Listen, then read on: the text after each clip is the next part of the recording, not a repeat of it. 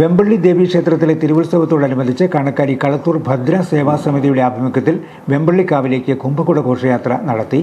കാവടിയാട്ടവും മയിലാട്ടവും ചെണ്ടമേളവും കരകാട്ടവും പമ്പമേളവും ഘോഷയാത്രയ്ക്ക് മിഴിവേകി.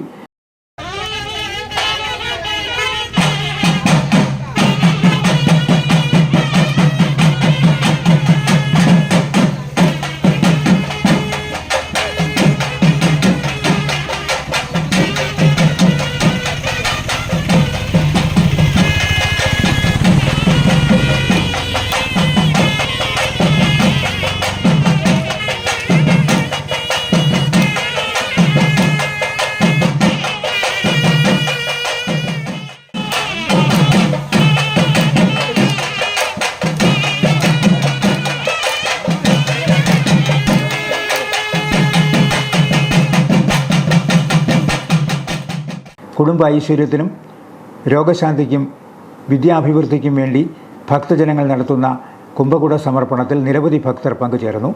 സേവാസമിതിയുടെ ആഭിമുഖ്യത്തിൽ 14ാമത് വർഷമാണ് കുംഭകുട ഘോഷയാത്ര നടത്തുന്നത്.